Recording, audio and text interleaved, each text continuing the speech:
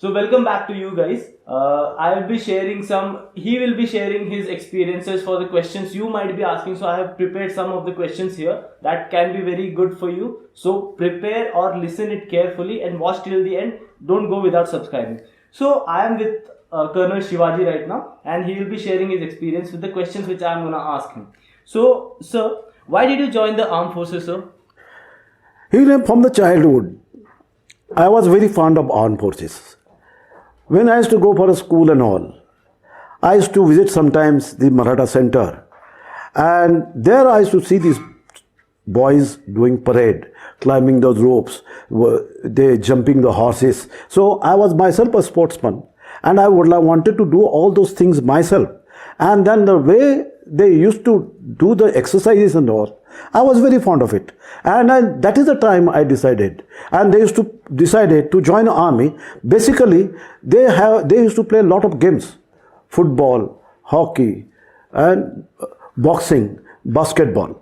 I liked hockey to be played. And with those days, in Belgaum, hockey was on the tops. And when I joined the army, that is the time Maratha Center had 3 Olympians in one team. That is Shankar Lakshman, Bandu Patil, and Major Shantaram. And all the 3 were ace players. Shankar Lakshman was a goalkeeper. Till today, a goalkeeper of that caliber has not been produced by anyone. Bandu Patil was a left-in who used to play. Within first 5 to 10 minutes, he used to score a goal. And Shantaram was a back. He was a wall. He could not let anybody go behind it. Excellent performance. And that is how it was a motivating factor for me. I joined army because of that. I could not complete my college education. I came from the mediocre family. Could not complete my family. I wanted to continue my college education. But since one day I was playing against the local team, against the Maratha team, and one of the top goalkeeper was playing there, and I scored. That is time the Maratha Center commandant, Colonel Bilapa, he told Bandu Patil, who is this guy, get him enrolled. But that time I was only 17 years. I was very short. I was not even, I was only 4 feet 1 inches. Then finally he said, we will get him enrolled. And then Bandu Patil approached me.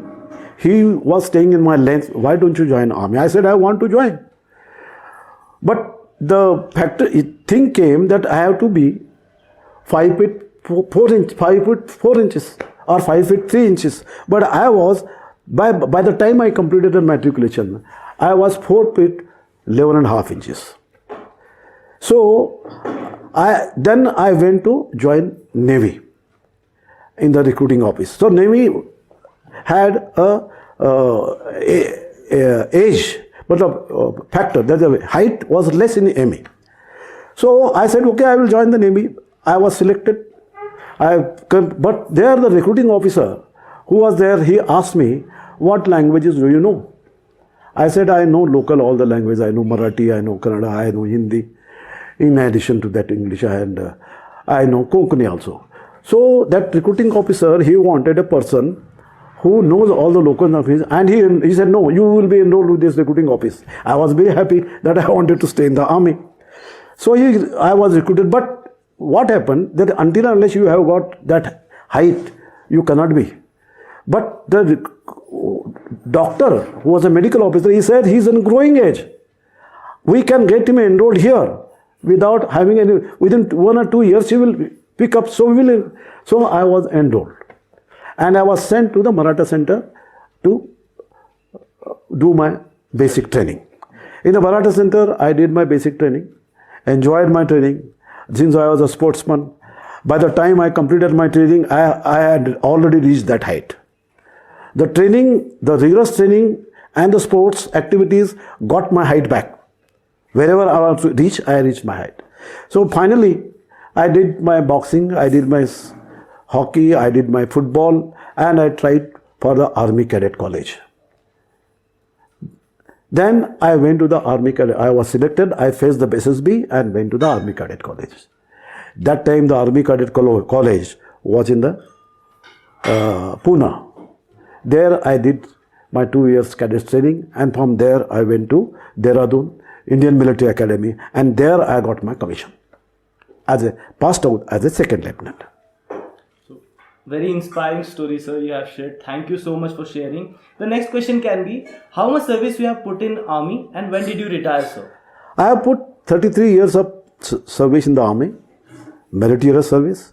I joined in February 1962 and retired in 1995. 1995. So, and after retirement also, re-retirement also, I did 3 years training. Okay. So, where all you have served in the army, sir, if I can ask? Except Calcutta, I served all over in the army, right from the Kanyakumari to the Kashmir, from here east to west, that is from the Rajasthan to the Tinsukia, which is the Burma end. Okay. Our end to joining the Burma. In all these things, mainly I have served in Ladakh and Kashmir and Sikkim. Ladakh, most of the time, I had an opportunity to serve in Ladakh. And in peace stations, I have served in South, that is in Madras, then Trivandrum and Ranchi, all those things. So I had various experience to serve in all the localities, and I've been lucky. Only in Calcutta I did not go, but people say I have not lost anything by not going there. Definitely, sir, you are not. Sir, any experience you want to share, like any good experience or any surprising experience which you had in your service? Because army life is not a normal life. They say live life less ordinary. The tagline is there. So, any experience you want to share to the viewers? You see, in the army, you have to be first honest and sincere to yourself first and to your senior bosses.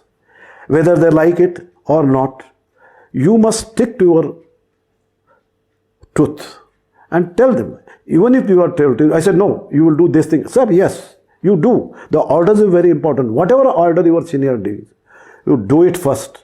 Complete the task, and then you go and tell, sir, this was not like this and this thing. They will accept it. But you say, no, this is wrong, you can't say. And that is the discipline. Because in the field, when the senior gives order, you have to follow. You have to do it. There you start arguing, the enemy is in front of you. But the officer knows what are the repercussions, what all arrangement he has done. You know about yourself only, hey, why he is telling this. But he has made certain other arrangement to defeat the enemy, which you do not know. That is why, as soon as you get the order, you implement it immediately. In case you still fail, you can, after that, you can say, sir, if I would have done like this, it would have been better or not. Then he will also speak to you. And there is a communication between each other, and they will find out a better solution from that. You are not nubbed. But before doing anything, you start saying you will be nubbed immediately, which is not required. So that is how army progresses on the discipline. So the next question would be, sir, what all, as you said, you have education. What all, as you said, courses you have done in the armed forces, sir? I have done many courses.